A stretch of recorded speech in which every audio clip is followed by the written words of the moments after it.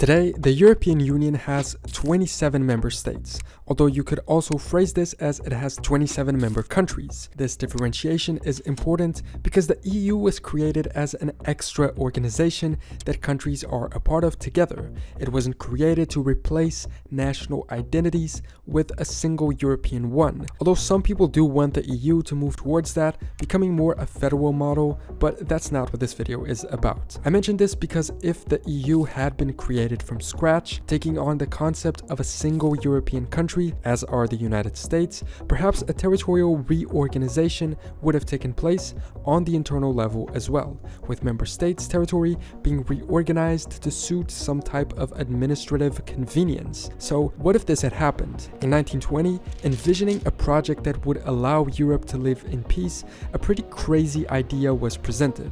I got the information about this from a great article that I'll link in the description. The main goal seemed to be to assure peace, but also to assure that Germany would be divided. Their solution, divide all of Europe along with it, but also united under a single state. According to this insane plan that was published in a pamphlet, most of Europe's mainland, essentially Central Europe, would be ruled in a unitary state with its capital in Vienna, which would be renamed Union Capital St. Stephen. Vienna has a St. Stephen's Cathedral, maybe that's where the name came from. St. Stephen is a Christian martyr and the religious symbol of the city. In this union, old European countries would essentially be dissolved with its old borders going away. Instead, a set of straight-line triangles radiating from the capital of Old Vienna would define the 24 cantons that would make up this new union. The purpose was precisely to ignore the member countries' different identities, languages, religions, and people, removing their own national identities and forcing them to create a new one together, avoiding the disputes that arise from differences. I'm sure this would have gone really well.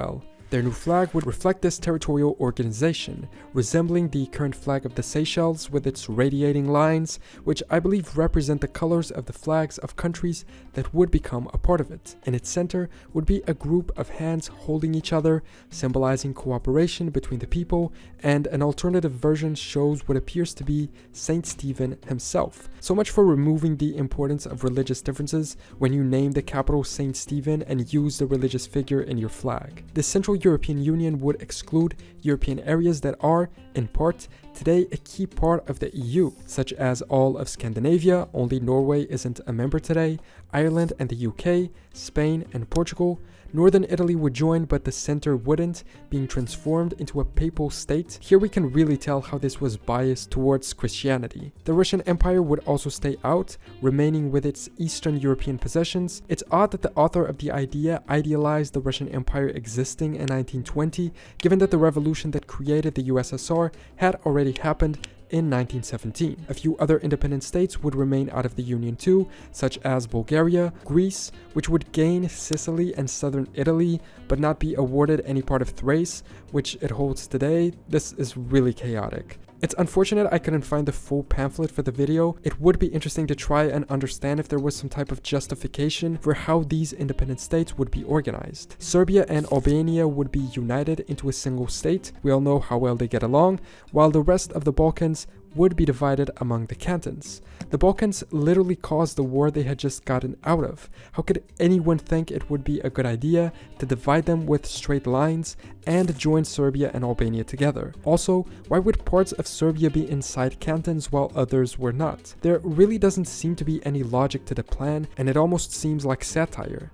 In addition, the 3 entry points to the Mediterranean would be turned into neutral zones: the Suez, Gibraltar and Ceuta, and Constantinople, including the Dardanelles, likely managed by the League of Nations or some type of organization like that. This was actually a part of some peace proposals at this time, but never really happened in these locations. The control of the Bosphorus and Dardanelles Straits was actually proposed to be under international mandate under the Treaty of Sèvres, also in 1920, a very aggressive treaty which completely dismantled the Ottoman Empire and gave even land in Turkey to European powers. It was never put into effect due to how extreme it was, being replaced by the more reasonable Treaty of Lausanne in 1923. The British Empire held the Suez and Gibraltar, and if they weren't a part of this union and weren't a defeated power of the war, why would they ever give up control over them? The same goes for Spain with Ceuta. The author of the plan was P.A. Maas, based in Vienna. The proposal was published in a pamphlet which also criticized the Treaty of Versailles, seeing it as an obstacle to lasting peace.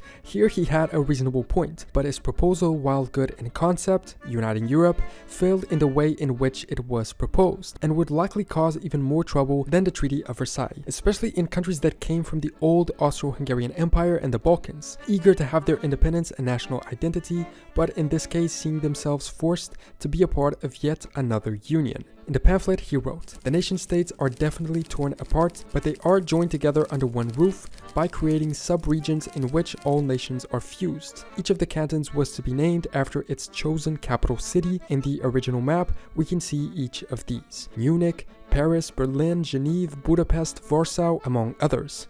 Some making very little sense, like Marseille being the capital of the Northern Italy canton just because it happens to be a part of it. Why not Venice or Milan? The capital of Vienna wasn't a canton, but rather a circle territory at the center of the Union's map.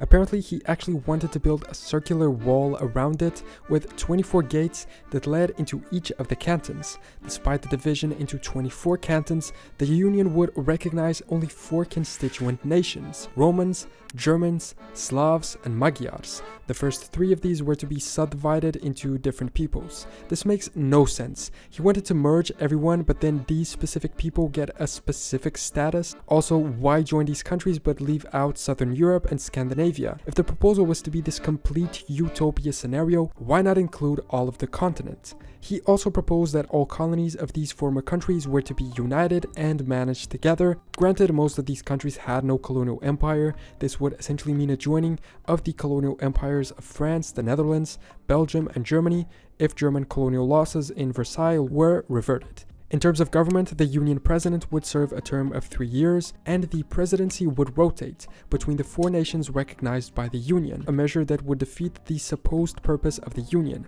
How can you bring everyone together if these 4 national identities have superior political rights? All people over 20 would have the vote.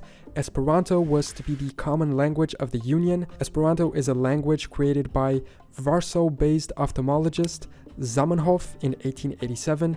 It was intended to be a universal second language for the international community, but it never really caught on. Like we saw, these would be the national flags of the Union, but each canton would also have its own flag, all following the same template and using the colors of wherever the capital city was located. Despite giving out his initials and last name, the author didn't want to reveal his identity when publishing the pamphlet. In it, he also stated, "Someday, though late, the knowledge of truth will gain the upper hand, and perhaps many things which have been simulated by me will be realized." I guess he did have a point here. Some of the concepts stipulated by him were realized, a European community was created and evolved into a European Union, but with much less nonsense than his proposal, maintaining countries' borders, not favoring any nationality above others, and allowing countries all over Europe to join. That is perhaps one of the weirdest parts of this proposal. Not only did he want to design a European Union, but he also wanted to design how the rest of Europe outside of it would exist, attempting to replace the terms of the Peace of Versailles. Regarding his identity, he stated, "I have informed a notary of my name, profession, and role as author and editor of this work of peace, and it will be announced only when the 4 principal nations in the Union have expressed their judgment publicly." As far as I know, this proposal was never really taken seriously, nor do I think it ever will, so it seems we will never get to know the full identity. So, that is the insane 1920 plan of one man to divide Central Europe into pie-slice-shaped territories, creating a Central European Union, claiming to serve the purpose of eliminating national and religious differences, but favoring Catholicism and 4 specific nationalities. Putting aside this crazy proposal, do you think an internal territorial reorganization in the EU would make sense, or is it good as it is, with each country having its own original territory? And do you know of any other proposals of this kind to create a different-looking European Union? Let me know your thoughts in the comments below. Thanks so much for watching this video. Subscribe if you want, and I will see you next time for more general knowledge.